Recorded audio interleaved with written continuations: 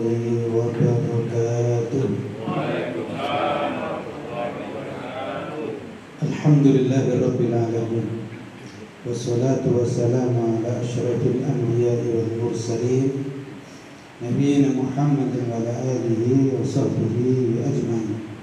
Asyhadu an la ilaha illallah wa asyhadu anna Muhammadan abduhu wa rasuluh.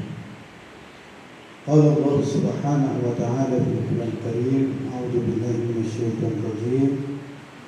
Syahrul Ramadan alladzi unzila fihi al-Qur'an hudan lin-nas wa bayyinatin minal huda wal furqan.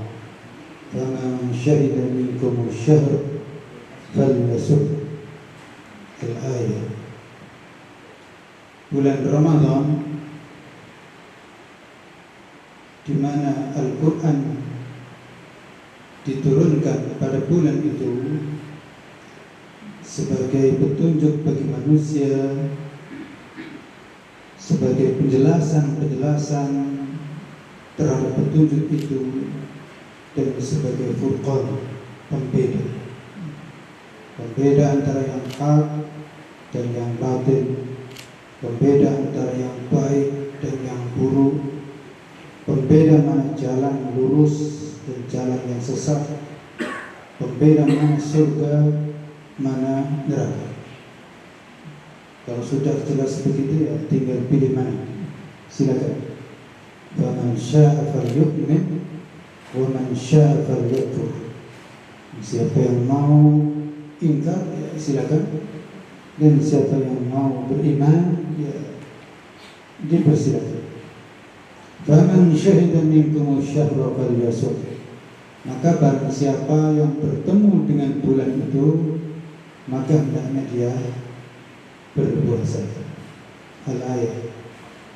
Masih cukup panjang ayat ini di surat Al-Baqarah ayat 185. Bapak, Ibu dan saudara-saudara sekalian, wabil khusus Bapak Kepala Perwakilan KBKP Bogor dan saudara-saudara semua, sahabat semua, lebih banyak tampaknya masih muda belia semua ini. Ya, baca agak asing karena dulu rupanya sering bertemu, mungkin sudah banyak pensiun. Tapi ya kayaknya tampang BPKP ya seperti ini. Bajunya putih, ya, balanya hitam, ada mereknya, dan wajah-wajahnya ya putih-putih, bersih-bersih gitu. Semoga demikian keadaan. Karena saya melihat di Indonesia ini wajah-wajah yang putih, bersih, lahir batin itu diberikan. Semoga sampai sekali. Terima kasih sudah diundang untuk mengikuti majelis yang mulia. Majelis ini disebut dengan Raudhah, Taman Surga. Kita berada di masjid dan juga kita ngaji, zikir, menuntut ilmu. Itu majelis Raudhah, Taman Surga. Taman surga yang di dunia, yang insya Allah menjadi salah satu sebab kita nanti bisa berada di taman surga yang sesungguhnya, yang tidak ada. Bapak, Ibu dan saudara-saudara sekalian, ya, terkait dengan Ramadan, yang pertama itu kita merasa insya Allah doa kita benar-benar terbukti dikabulkan oleh Allah Subhanahu wa Ta'ala. Ya, kita tahun yang lalu minta ketemu dengan Ramadan. Saat Ramadan itu meninggalkan kita atau hampir meninggalkan kita. Doa utama kita kan minta dipertemukan dengan bulan Ramadan tahun depan. Dan alhamdulillah ini tinggal beberapa hari masuk Ramadan. Berarti doa kita dikabulkan oleh Allah. Kita bertemu dengan bulan Ramadan. Tapi yang memang belum pasti. Ya karena tinggal ini hari Senin, Selasa, Rabu, Kamis, Jumat, Sabtu, insya Allah Sabtu kita mulai puasa. Sehingga insya Allah puasa ini mudah-mudahan kemungkinan besar itu serentak di seluruh dunia. Harinya hari Sabtu, seluruh dunia. Insya Allah. Nanti hari rayanya itu insya Allah Indonesia, saya menganggap Indonesia karena biasanya yang arus besar itu NU atau Muhammadiyah. NU Muhammadiyah insya Allah satu hari rayanya nanti sama, berangkatnya sama, terakhirnya baru. Tapi kemungkinan ada yang berbeda, yaitu yang pandangan global, internasional. Karena ada di belahan bumi tertentu sebenarnya hari Ahad itu bisa sudah tanggal 1, karena yang menikah itu yang mengikuti arus global, dan untuk sementara ini Muhammadiyah belum mengikuti arus global, dan katanya nanti baru tahun depan akan mengikuti arus global. Maka ya di Indonesia mungkin 1, yaitu hari Senin, hari raya itu tanggal 31. Tapi ada yang tanggal 30 insya Allah, tapi di luar. Dan biasanya Indonesia ada sebagian juga yang mengikuti arus itu. Ya. Nah, bagaimanapun juga, yang pertama kita bersyukur bahwa insya Allah doa kita dikabulkan. Yang kedua, terkait dengan tema yang dimintakan, ya memang Ramadan ini sebenarnya punya nilai yang sedemikian sangat besar, yaitu nilai kebersamaan. Dan perlu diketahui bahwa memang pada dasarnya Islam itu mengajarkan kebersamaan, karena Islam itu agama yang bersifat internasional, bukan lokal, tapi internasional. Dan kemuliaan karena itu juga tidak terletak di tempat tertentu, tapi kemuliaan itu adalah siapa saja yang bertakwa. Inna akramakum innallaha yatqakum. Dan sejarah pun menunjukkan yang memimpin umat Islam itu memang awalnya di Madinah, lalu kemudian bergerak ke wilayah Persia, lalu kemudian ke Andalusia, dan juga pernah sampai ke Rusia dan ke Indonesia. Tapi Indonesia baru kebagian memimpin dunia Islam, itu saja persoalannya. Dan itu menunjukkan bahwa memang Islam itu di mana di situ kuat, yang paling kuat Islamnya, maka di situ nanti dia akan memimpin. Tidak harus yang di Madinah, tidak harus yang di Makkah, tapi di mana saja.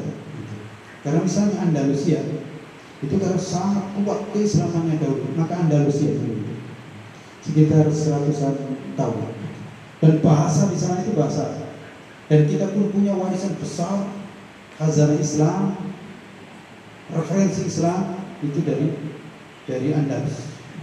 Bahasa Arab yang menjadi rujukan fikih seperti Bidayatul Mujtahid Ibnu Rushd itu kan dari Andalus. Qurtubi itu lebih tua daripada Imam Ibnu Katsir, itu dari Andalus.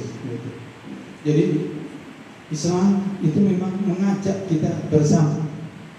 Tidak dibedakan warna kulit, tidak dibedakan juga bahasa, tidak dibedakan geografis, tapi statusnya adalah Islam. Di mana ada Muslim maka itu adalah saudara.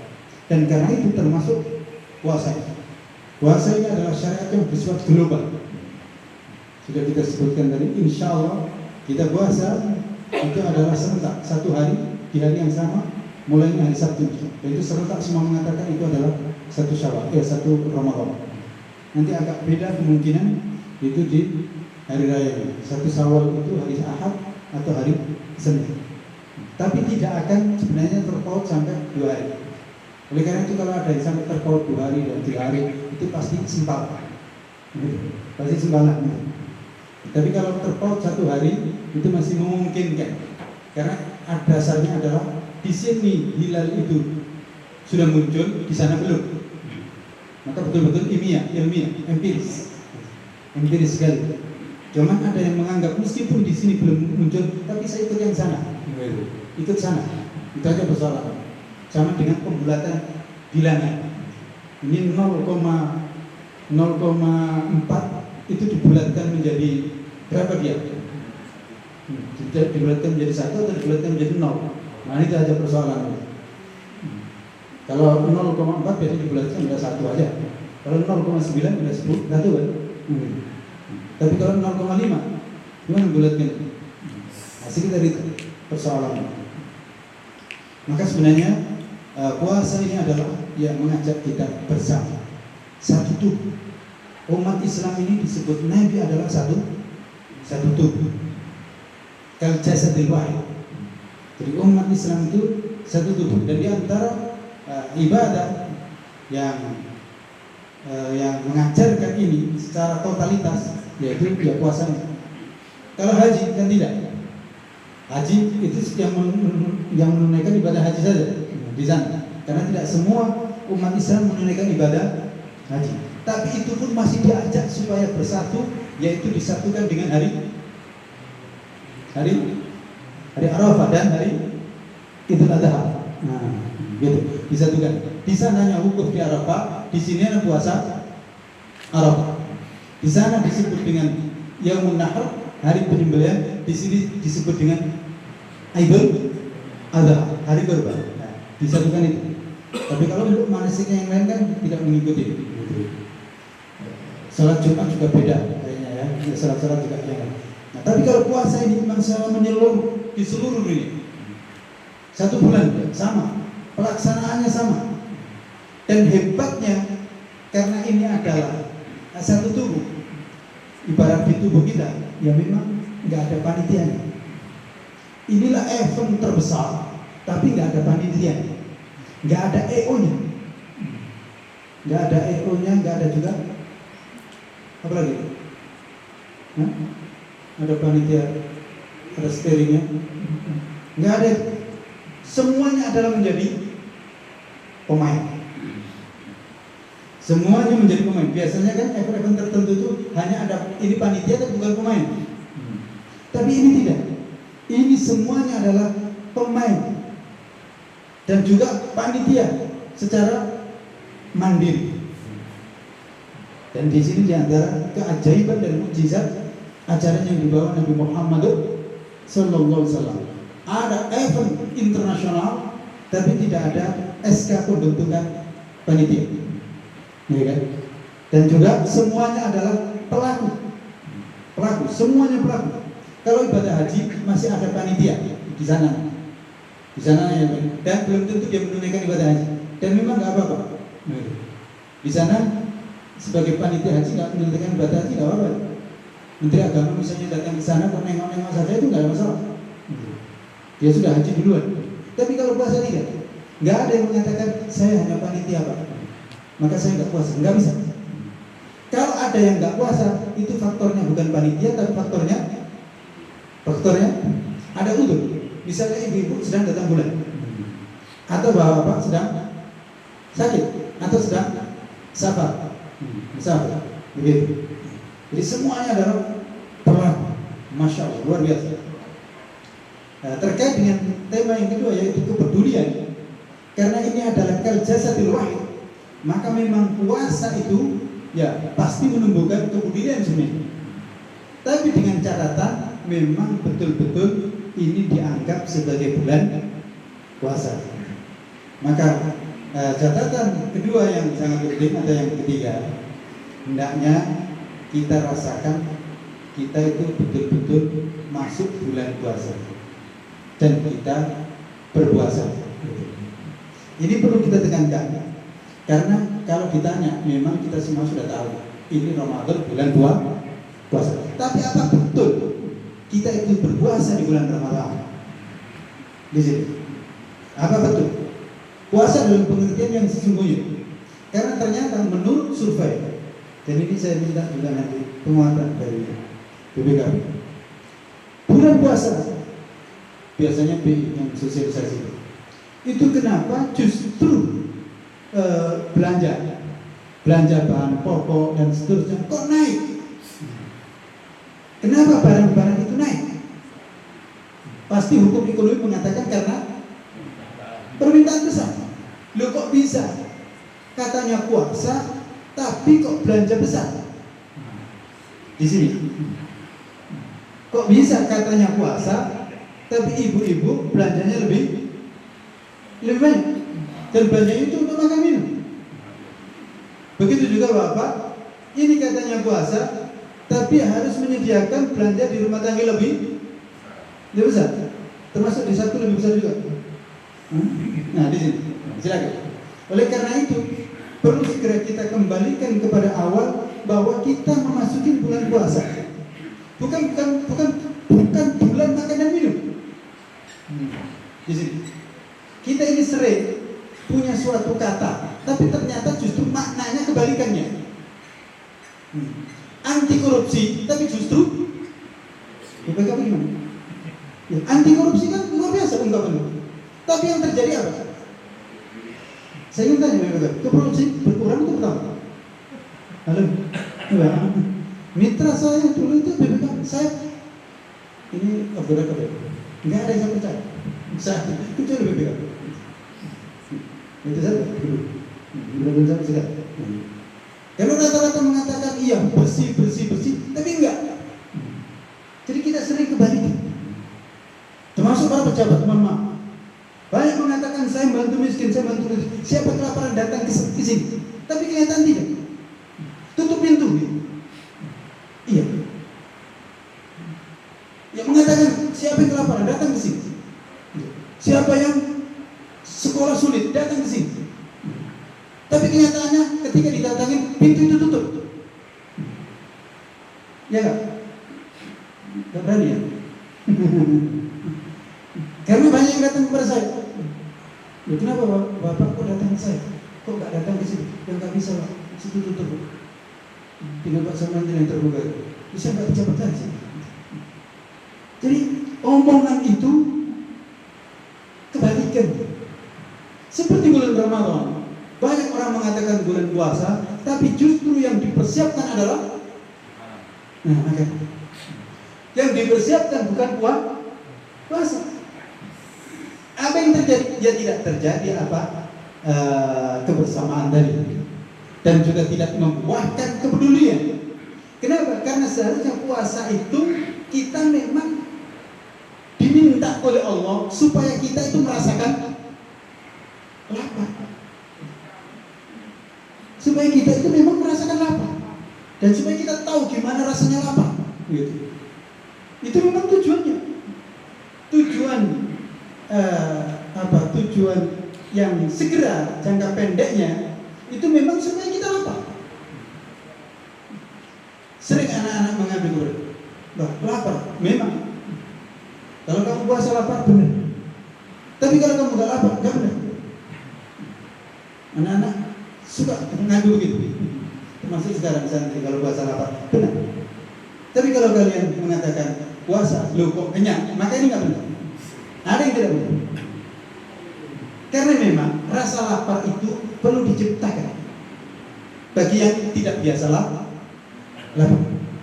Untuk apa? Pertama, supaya kita la'allakum tashkurun, supaya kamu bisa bersyukur. Orang kalau tidak pernah lapar, dia tidak akan bisa pernah menikmati kenyang. Yang kedua, orang kalau tidak bisa merasakan lapar, dia tidak tahu bagaimana orang itu lapar. Maka tidak muncul kepedulian. Pembawaannya ya ego saja, karena tidak tahu bagaimana rasa lapar. Nah, di sini maka titik poin yang sangat penting kita ingin sampaikan bahwa bulan Ramadan itu sengaja Allah suruh kita lapar. Oleh karena itu silakan ditargetkan lapar. Maka yang dipersiapkan memang puasa, bukan makan dan minum. Meskipun memang iya cukup kamu merasakan lapar itu dari pagi sampai maghrib, dan setelah itu berbuka pun secukupnya, bukan balas dendam gitu.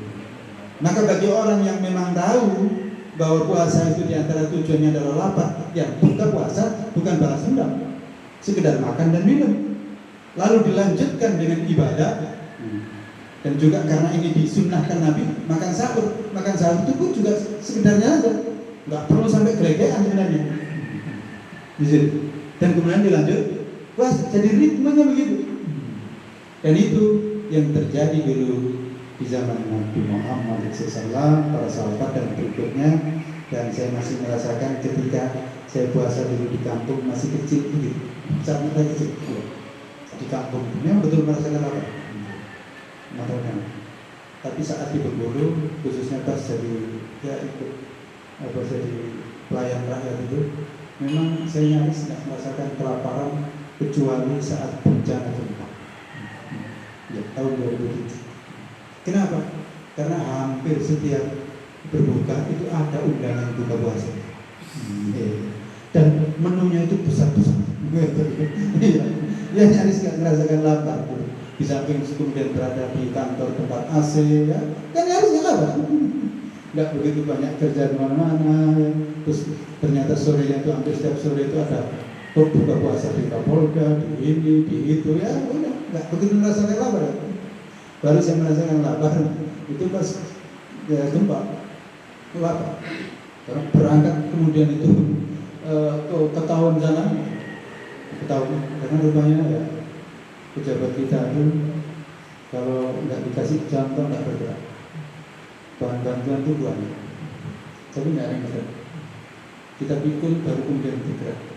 Dan kita sehingga kemudian kita lupa nggak sahur ini dan baru kemudian ya merasakan lapar.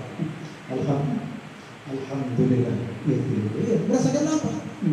Jadi luar biasa. Itu kira-kira puasa yang paling nikmat dan betul-betul awalnya gempa sampai akhir ngurus itu ya kelaparan. Tapi sebelumnya dan sesudahnya kayaknya ya biasa-biasa aja. Karena apa? Lapar nyaris tidak ada. Padahal sesungguhnya memang Allah suruh berpuasa dan rasakan lapar supaya kamu tahu rasanya lapar. Sebulan kan nyaris nggak lapar, ya nyaris nggak lapar, kecuali yang puasa sunnah kan, nyaris nggak lapar, maka rasakan lapar. Rasakan lapar itu penting. Ini titik poin agar kita bisa merasakan kebersamaan dan kepedulian. Karena itu diingatkan Nabi itu sudah jauh-jauh mengingatkan. Kan min sha'imin laisa lahu min siyamihi illa al-jub. Ada orang yang puasa, banyak puasa, tapi tidak mendapatkan sesuatu kecuali lapar saja. Lapar yang bersifat formalitas itu. Tapi pahala enggak. Bahkan banyak yang ternyata puasa tapi lapar pun enggak dapat. Ya kan? Lapar pun enggak dapat karena ya sudah siap bukaan. Ya kan? Mandang makanan banyak itu kan nggak terasa lapar lagi. Nah, sudah ada. Bagi yang terasa lapar itu kan puasa, tapi bukaan nggak ada. Dan itu bukan hanya di bulan Ramadan, tapi di hampir setiap hari. Itu baru memang betul-betul lapar. Nah kita yang sifatnya pada hari-hari tertentu itu kita supaya muncul empati. Dan kalau orang muncul empati, insya Allah korupsi itu berat. Korupsi itu berat ya. Saya lapar korupsi gitu. Berat itu. Tapi kalau nggak merasakan itu, korupsi itu kebutuhan. Ya, kebutuhan itu kewajiban. Nggak bisa kewajiban. Karena kalau nggak korupsi itu nggak bisa. Jadi kebutuhan. Tapi bagi orang yang berpuasa, insya Allah tidak berat. Kenapa? Karena sudah nahan makanan yang halal, maka tidak mungkin sebenarnya ngambil makanan yang halal. Puasa itu kan kita nahan makanan yang halal. Masa orang sudah nahan makanan yang halal lalu kemudian makan makanan yang haram, maka sebenarnya sulit terjadi kalau puasa dilakukan dengan sungguh-sungguh. Nah, demikian. Tadi ada bisik-bisik katanya ada dialog ya. Silakan kalau ada yang bertanya atau menyampaikan pandangan mungkin.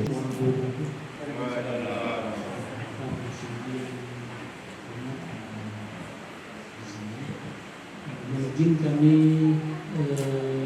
pernah mendapatkan pertanyaan, Pak. Jadi puasa yang dikatakan oleh pemerintah itu ya sesuai dengan tema. Kemudian kemudian lebarannya pun atau berhenti puasanya pun dengan ketentuan yang ditaati pemerintah juga.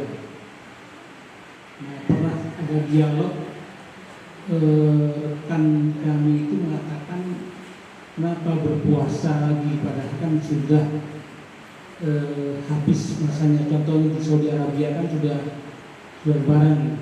Saya bilang ini kan sudah ditetapkan dengan kesepakatan pemerintah. Ini jangan begitu, itu sudah salah, itu bukan norma hukum namanya. Jadi saya juga merasa sampai sekarang masih kepikiran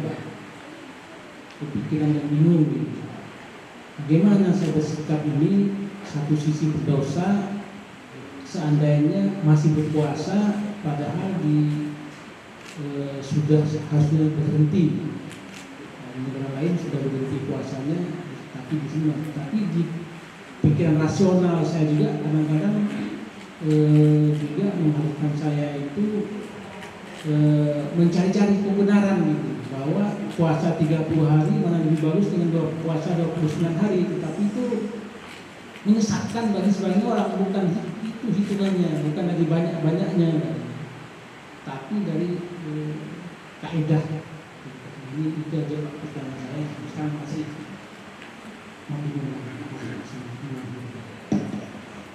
Saya jawab singkat. Soal penentuan puasa dan juga nanti soal penentuan hari raya, selama ini adalah dalam bingkai ilmiah. Jadi ini memang ilmiah, bukan nafsu. Misal, khususnya kalau ini kayaknya sama, hari Sabtu sama, bisa sama, semua hitungan sama, insya Allah. Nanti buktinya juga terbukti sama. Nah, ada dalam kondisi tertentu itu menurut hitungan dengan sudut pandang tertentu, dan sudut pandang ini ilmiah. Itu misalnya tanggal 1 Ramadan itu bukan hari Sabtu, tapi hari Jumat dengan sudut pandang tertentu. Ilmu ini soalnya. Misal di Saudi kelihatan, di Saudi itu hari Kamis malam itu kelihatan, tapi di Indonesia enggak. Baik secara hitungan maupun secara mata. Jadi sampai ikut mana? Gitu. Di Saudi menurut hitungan matematik, ilmu hisab, iya masuk. Dan menurut mata pun kelihatan. Di Indonesia bisa terjadi menurut hitungan belum masuk, masih di bawah ufuk, dan betul dilihat nggak kelihatan. Coba, mana yang salah, mana yang benar? Halo. Nah, kasus yang seperti ini, maka insya Allah nggak ada masalah. Yang ikut Saudi insya Allah benar, yang ikut Indonesia juga benar, insya Allah. Begitu. Kalau kasusnya seperti ini. Tapi kalau sudah menurut Saudi itu hari Jumat, menurut di Indonesia juga itu hari Sabtu, lu kok di sana ada hari Ahad, nah itu sesat.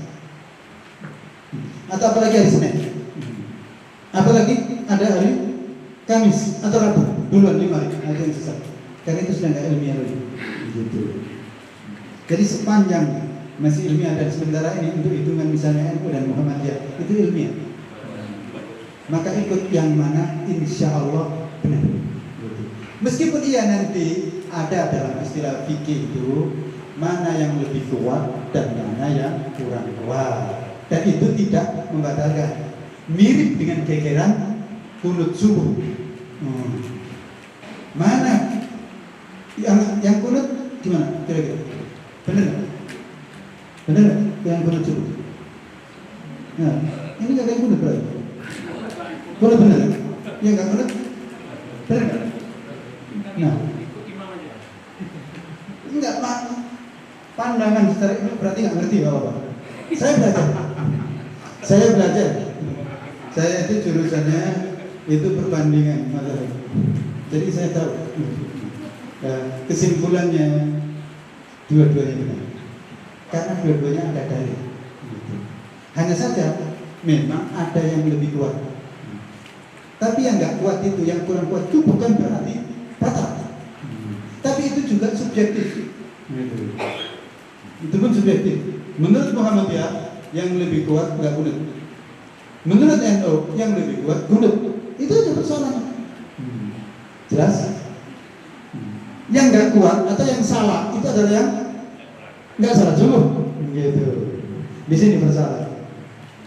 Oleh karena itu kalau Bapak kok ikut sholat bersama dengan orang Muhammadiyah nggak kunut sah, nggak ada masalah.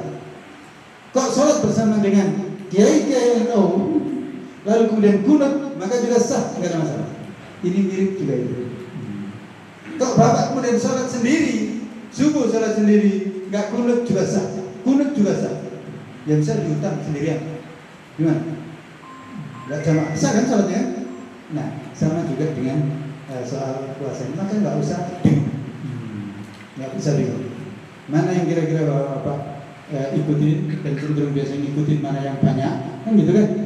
Ya dalam hal ini ngikutin yang banyak boleh, dalam hal ini. Tapi kalau dalam hal money politik enggak, yang banyak ngikutin. Tapi kalau dalam hal soal hari raya, dalam hal soal mengawali puasa, kok ikutin yang banyak, itu masih benar. Karena apa? Dua-duanya masih boleh, gitu. Ini perbedaannya. Bisa ditangkap? Nah, ini yang disebut dengan masalah-masalah khilafiyah. Dan masalah khilafiyah memang yang ilmiah, yang ada landasan. Dan ini memang nggak semua orang tahu, kecuali yang belajar. Gitu. Nah, kalau yang soal ini tadi, saya sarankan silakan, tidak ada masalah. Kalau yang soal perbedaan antara NU dan Muhammadiyah, kemudian Indonesia dan Saudi itu masih bisa ditolerir. Karena belum ada yang punya kekuatan untuk bisa menyatukan di situ. Kecuali nanti kalau sudah ada kekuatan yang menyatukan kayak Umar Ibn Khattab, maka nggak mungkin terjadi beda. Pasti semua diinstruksikan puasa sekarang umat Islam di seluruh dunia adalah hari Sabtu. Itu kalau nanti muncul seperti orang seperti Umar bin Khattab atau Umar bin Abdul Aziz. Tapi sementara ini nggak ada. Indonesia saja, Menteri Agama saja nggak berani mengatakan itu. Pokoknya kalau ada yang berbeda nggak apa-apa. Yang penting saling menghormati. Gitu kan? Setingkat Menteri Agama dan setingkat Presiden di Indonesia mengatakan itu. Kecuali Raja di Saudi. Raja di Saudi kalau sudah menetapkan ini hari Sabtu, tidak akan ada peluang. Siapa yang mau hari Jumat silakan, yang mau hari Ahad nggak mungkin. Di situ. Jelas? Demikian.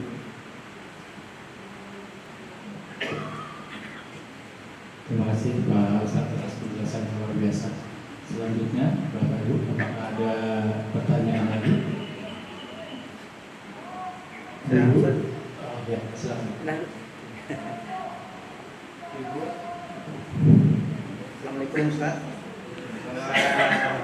Nanya sederhana saja Ustaz. Jadi bagaimana kita mensiasati kita benar-benar terasa lapar? Karena sudah menjadi budaya atau tradisi kita, setiap mau berbuka semua sudah ada. Jadi kita hampir, kalau kita hitung persentase di Indonesia ini mungkin 90% ada yang merasakan begitu Ustaz. Hampir rata-rata kita tidak merasakan lapar yang sebenarnya. Karena habis asar semua sudah bertebaran ke pasar Ustaz. Mau beli ini, memasak pola. Nah, bagaimana mensiasati itu Ustaz? Karena kata netizen itu Ustaz, ras terkuat di dunia itu kalau berbicara dengan ibu-ibu itu kita nggak bisa toleran Ustaz. Cuma penjelasan Ustaz. Terima kasih Ustaz. Terima kasih. Saya ingin tanya ibu, apa betul ini kemauan ibu? Atau bapaknya yang ketika nggak disediain nyari-nyari di sini. Ya, karena ini sudah menjadi budaya. Memang agak sulit. Tapi ya sesuatu yang sulit itu kan bukan nggak mungkin. Ketika kita memahami bahwa puasa ini memang kita disuruh oleh Allah lapar, ya mari kita terapkan. Dan mari kita hitung matematis dan kita ajak anak-anak dan istri. Ini hari puasa, bulan puasa. Justru seharusnya belanja kita berkurang. Tapi silakan itu diawali dari kepala rumah tangga untuk memberikan contoh bahwa kita tidak menuntut yang bisa. Dan anak-anak kemudian diajak menuntut istri juga bisa. Insya Allah. Silakan itu dihitung. Itu matematik bulan Ramadan ini bulan biasa biasanya berapa banyak untuk makan dan minum. Maka di bulan Ramadan ini setidaknya kalau nggak bisa separuh berkurang, maka seperti itu. Silakan itu. Saya sudah mengevaluasi itu. Bisa berkurang, bisa, dan berkurang. Begitu. Maka silakan. Karena kalau tidak berkurang, maka nggak kena. Dan saya biasanya juga berbuka itu langsung makan nasi. Tidak. Makan nasi, terus langsung kemudian sholat terawih. Kalau masih ada snack-snack mungkin sholat terawih biasa sekitar. Jadi orang kita kan memang banyak acaranya. Jadi takjil dulu katanya. Takjil dulu. Lu kenapa harus takjil dulu? Kenapa? Takjil dulu. Dan takjilnya itu bukan takjil ringan, tapi takjil besar. Gimana takjil ringan? Itu bakwan. Bakwan itu takjil besar, bukan takjil ringan. Kurma ya berat, makan manis. Coba tunjukkan saya takjil yang ringan. Klepon itu takjil berat. Itu gandum apa? Beras, tepung semua. Mana ada takjil ringan? Takjil ringan kalau mau air putih. Kurma sakit, mungkin baru ringan. Tapi sebenarnya untuk apa? Kita masih bisa melakukan lagi. Salat maghrib kan kalau kita dekat nggak cepat-cepat. Silakan makan. Maka silakan makan nasi. Sebenarnya masih satu piring, nggak usah 2 piring memang. Dan sudah kita serukan masuk-masuk. Tolong untuk masuk adzan maghrib agak kasih waktu orang selesai makan. Seperti di Makkah, di Madinah. Di Makkah, di Madinah itu langsung buka besar. Memang bukan nasi dan rendang, tapi itu makanan yang disediakan adalah makanan cukup. Secara ilmu gizi sesuai dengan yang dibutuhkan oleh manusia. Paketin itu kalau nggak salah nilainya itu kalau di sini 60.000 atau berapa? Kalau di sana itu 20 real nilainya. 20 real kali 4 80.000. Dan itu silakan dimakan. Masih nggak habis ya nggak apa-apa, nanti simpan makan lagi. Cadang-cadang kan nggak habis. Tapi sehingga nggak perlu corak cari lagi. Kita kan nggak. Kita bukaan. Bukaan itu kira-kira 10 menit, betul? Bakwan, klepon, belum lagi kolak, ya kan? Es apa ini lagi? Rokok, nah udah bilang. Nanti saya ingin tambahkan soal rokok. Ingatkan. Itu sudah 10 menit. Setelah itu cepet-cepet salat. Jadi maghribnya itu cepet-cepet untuk apa? Untuk supaya bisa makan lagi. Makan lagi. Lodeh, asem, apa ikan asin, banyak. Pas betul sampai menjelang isya. Nah, baru selesai. Ya keberatan. Makanya sholat isyanya maunya, sholat tarawihnya maunya cepat. Untuk apa? Untuk makan lagi. Untuk makan lagi. Tidurnya kebablasan. Akhirnya sahurnya ya kurang ini aja. Makan juga begitu, banyak lagi. Jadi kalau seperti itu memang tidak mendapatkan hikmah.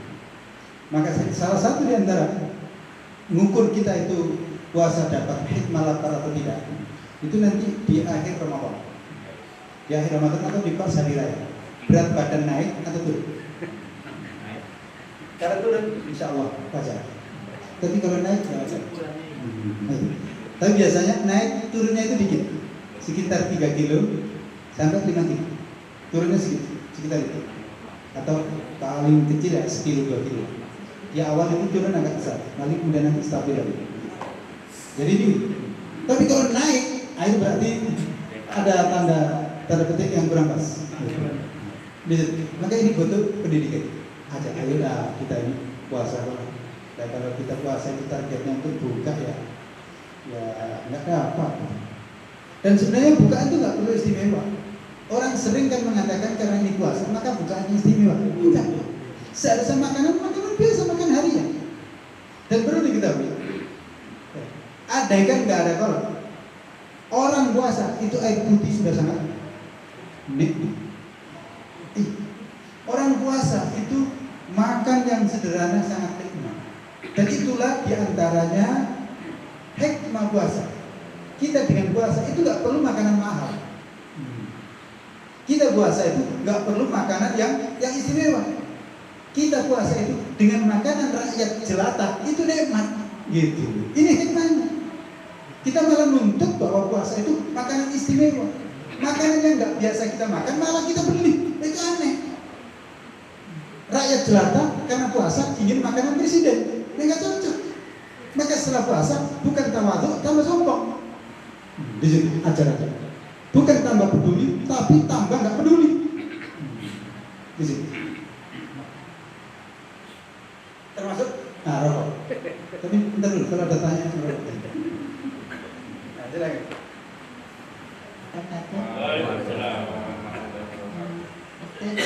Ada titipan pertanyaan dari teman kami yang sedang hamil muda, Ustaz.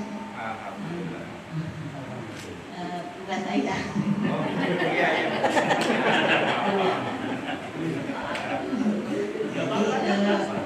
Karena mungkin karena hamil muda masih sering mual-mual dan muntah-muntah, kemungkinan untuk kondisi saat ini mungkin agak kesulitan untuk berpuasa. Nah, bagaimana tata cara pembayarannya, pembayaran puasa dan fidyahnya? Apakah bisa, apakah kalau misalkan tidak puasa saat itu dibayar pada hari itu juga atau bisa dikumpulkan? Dan kemudian berapa besaran pembayaran fidyahnya? Dan intinya tata cara pembayaran puasa untuk teman kami yang sedang hamil, hutang puasa yang sedang hamil ini, Ustaz. Ya. Ya. Gitu. Udzur. Jadi yang dapat udzur, yang menemui udzur syar'i itu memang boleh tidak berpuasa. Udzur ini secara umum kita klasifikasikan berdasarkan ayat, kita simpulkan ada dua. Udzur yang bersifat permanen dan udzur yang bersifat temporer. Udzur yang bersifat permanen, maka cara menggantinya adalah alladzina yutiqunahu fidyatun ta'amu miskin. Udzur yang bersifat permanen, artinya nggak bisa puasa. Terus nggak bisa puasa. Setelah bulan Ramadan juga nggak bisa puasa. Nanti juga nggak bisa puasa. Sampai meninggal nggak bisa puasa. Udzur permanen, orang yang sakit permanen, orang yang tua permanen. Tua kan permanen kan? Masa ada orang tua balik baru? Begitu kan permanen.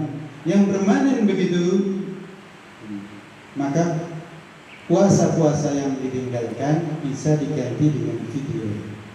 Fidyah itu apa di sini disebutkan? Fidyatun ta'am miskin. Fidyah bayar memberikan berupa makanan untuk orang miskin. Berarti satu utang puasa dibayar memberikan satu makanan untuk orang miskin. Makanan ini berapa? Makanan ini anggap yang paling minimal ya sekali. Tapi yang paling bagus makanan ini adalah yang Anda makan atau yang biasa dimakan di masyarakat ini. Ya, kalau misalnya saya makan sehari 3 kali, ya kasihlah dia makan 3 kali. Makanannya bagaimana? Sesuai dengan makanan dirinya atau makanan dia yang dikasih itu, atau makanan pada umumnya. Misal kalau di Arab cukup dikasih misalnya kurma 1 kilo cukup, atau setengah kilo cukup untuk saya. Tapi orang kita nggak cukup karena nggak makan kurma, gitu kan? Nggak makan kurma. Ya kurma itu setengah kilo sekitar 20.000. Orang kita ya bisa beli 20.000 kan? Nasi padang atau ayam geprek 10.000 baru 2 kali. Kalau mau 10.000 3 kali ya 30.000. Kalau mau yang bagus ya 40.000 atau 50.000 atau 60.000. Bisa dalam bentuk uang dan disampaikan ini untuk makan, atau dalam bentuk beras. Misalnya beras setengah liter atau setengah kilo, kasih telur 3 ya cukup, yang paling sederhana. Kalau mau agak luas lagi kasih minyak untuk gorengnya. Masih kurang ya kasih gasnya, gas apa itu? Melon itu yang sekarang nggak ada katanya.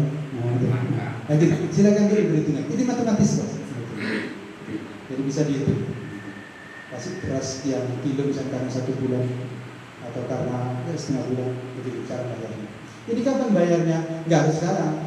Nanti setelah bulan Ramadan bisa juga. Setelah dipastikan juga saya nggak bisa bayar dengan puasa. Itu yang kasih ibu hamil lagi. Karena biasanya hamil itu bisa nanti hari pertama nggak bisa puasa, hari kedua masih nggak bisa, mungkin nanti hari kelima bisa, gitu. Dan bisa aja mengukur dirinya saya ini kalau puasa bisa atau tidak, bisa juga konsultasi dengan dokter, karena nanti dites. Gitu. Kalau ternyata puasa ini mengganggu perkembangan janinnya atau dirinya, maka sarannya nggak usah puasa. Tapi ada yang nggak apa-apa puasa, justru bagus, karena ternyata bayinya udah besar, gitu. Kan perlu kan malahan puasa. Iya, karena hari ini tuh bayi mohon maaf banyak besar. Dan karena itu ujung-ujungnya sesat.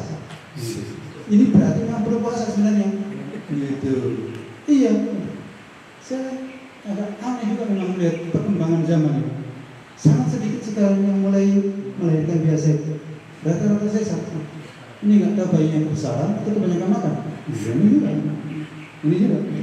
Maka puasa malah jadi solusi. Begitu. Nah, kalau bisa bayar yang tidak permanen, yang sifatnya apa tadi, nggak buat udurnya itu udur temporer, maka solusinya memang mengkotor. Nah itu kapan saja, nanti setelah bulan Ramadan. Dan sarannya, saya selalu mensarankan lebih baik mengkodok dulu daripada puasa sunnah salat.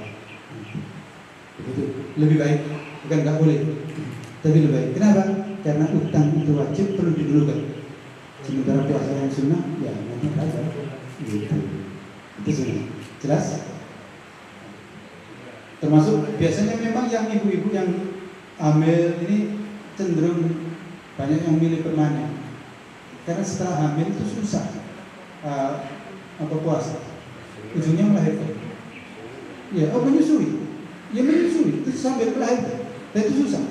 Konon itu lebih berat puasa saat menyusui daripada saat hamil. Konon. Saya nggak pengalaman hamil. Gitu. Terus setelah menyusui, nggak lama lagi, hamil lagi. Menyusui lagi, hamil lagi. Kapan jedanya ini? Yang begini ini berarti udurnya permanen. Gitu. Dan permanen atau tidak, silakan diukur dengan kondisi dirinya. Yang jelas, yuridullahu bikumul yusra wa la yuridu bikumul usra. Allah menghendaki kemudahan dan tidak menghendaki kesulitan. Begitu. Pas? Ya? Sudah waktunya. Udah ya? Gimana rokok tadi? Perlu bahasa? Sudah. Perlu bahasa? Hah? 20 menit sendiri bro. Saya ingin sampaikan sebuah proposal. Salah satu di antara indikasi puasa itu berhasil, kalau dengan puasa ternyata bisa berhenti bro. Iya, insya Allah. Insya Allah.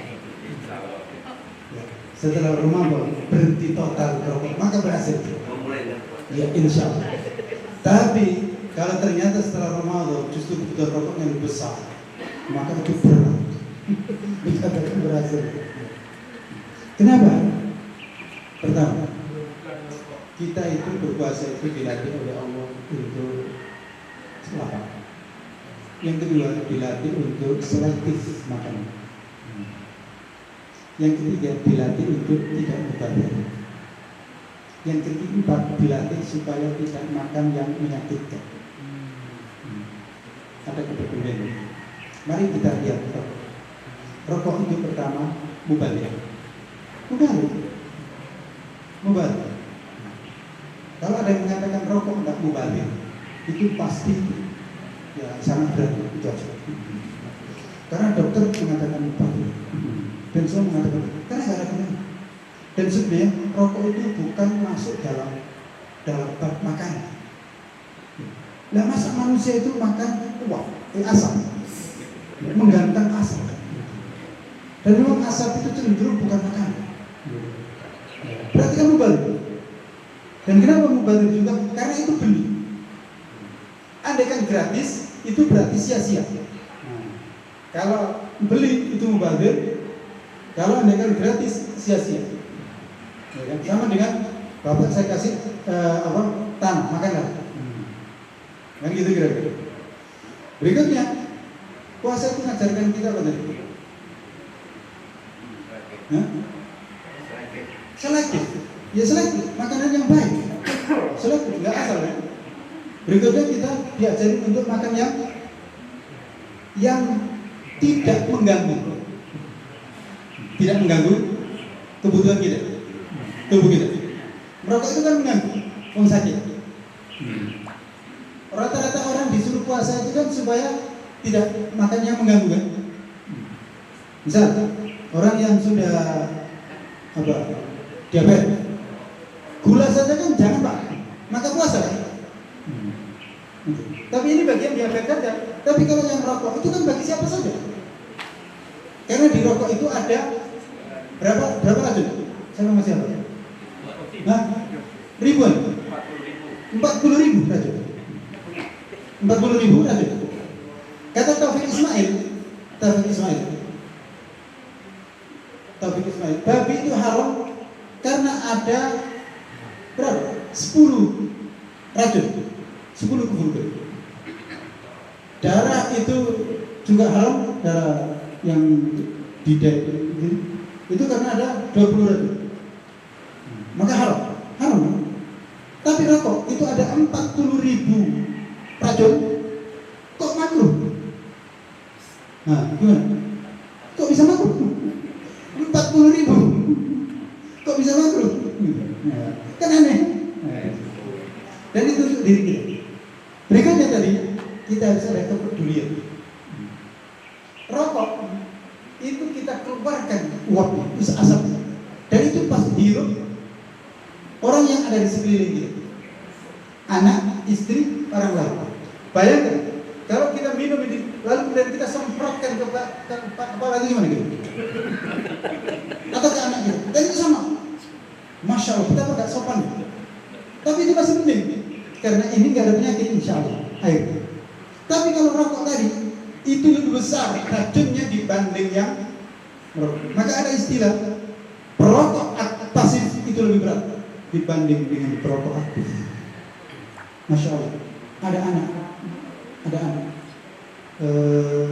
dibedah paru-parunya, mas sekali dibedah paru-parunya.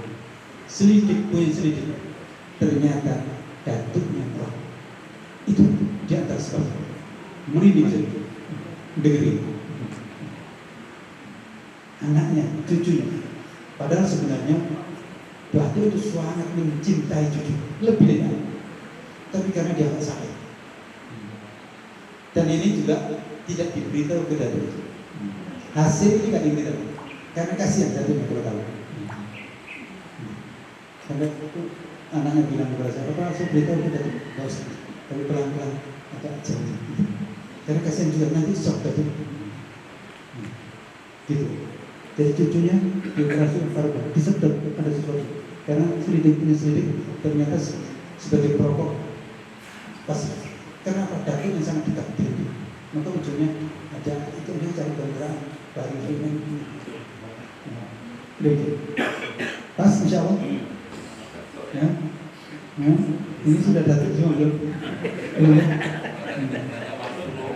Termasuk istrinya, hati-hati istrinya. Demikian. Subhanallah wa bihamdihi, asyhadu an la ilaha illa anta, astaghfiruka wa atubu ilaik. Assalamualaikum warahmatullahi wabarakatuh.